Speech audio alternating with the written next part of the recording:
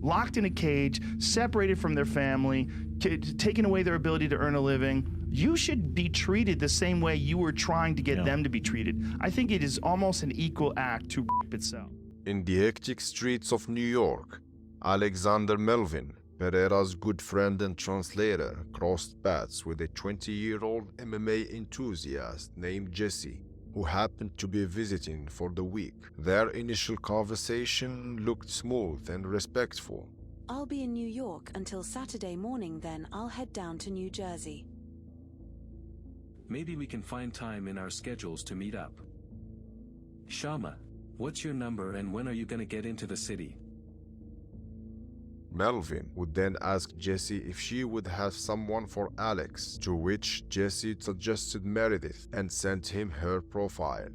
Shama, said Pereira, unaware that Meredith was an OnlyFans girl and that a left hook, less entertaining than his own but more lethal, was waiting for him. Melvin wasted no time. He invited both women to experience a training session with them, filled with laughter and good vibes. The sparring session was a success.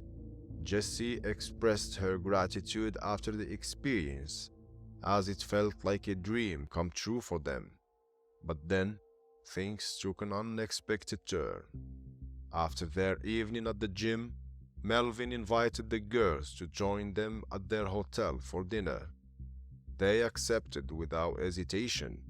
Following that encounter, Jesse and Meredith continued their vacation in New York without any issues, until everything changed. It's worth mentioning here that after they parted ways and for weeks to follow, Meredith was posting on TikTok as usual and life was normal. That is until she sent Jesse alarming messages, claiming that she had all of a sudden realized they had been used by Pereira and Melvin, and that their invitation had sinister motives behind it.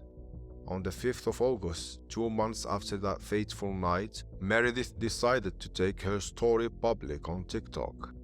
Instead of going to the authorities to report what had allegedly happened, she chose to share every detail online. Tells Alex, and Alex tells his assistant to tell us that he really likes us and he's going to take us on a trip to the Dominican Republic to get to know us better, because I guess he's trying to convince me that he's not, just trying to take advantage of me. So I'm like, okay, that's great. I don't have a passport. Can you let me know when this is happening so I can pack and get ready for it? I mean, I make my own money and I don't need this man's money. It's not me trying to get his money. I literally could not care less if I don't get anything out of this except for to find my own voice again. I just wanted to talk about my story. I was not expecting his fans to be as bad as he is, but I guess I should have known. The public scrutiny fell squarely on her shoulders, not on Alex Pereira. In a world where accusations against high-profile men often lead to heated debates about credibility and motives, Meredith doubled down on her claims in yet another TikTok video.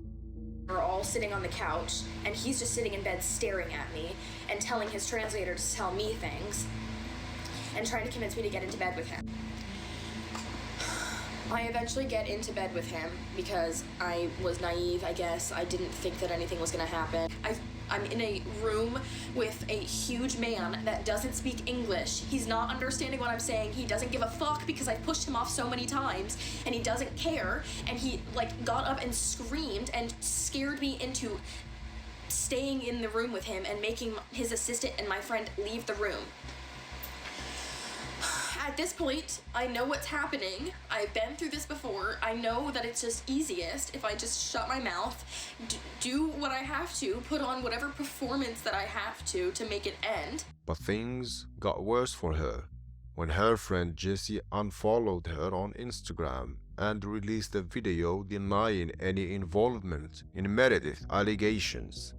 In a pointed remark, she stated that Meredith was merely a friend and mockingly asserted that she would never consider starting an OnlyFans account.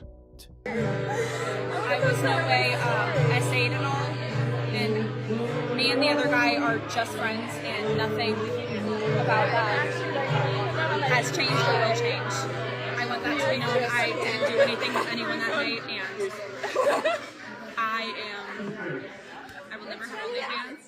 Talks began swearing that Alex Pereira might sue Meredith for defamation, yet as time passed, neither he nor Dana White commented on the situation. The silence was deafening. As this drama unfolds, one question looms large. Will we witness the downfall of one of UFC's brightest stars? Are these allegations legitimate, or just another case of dubious accusations?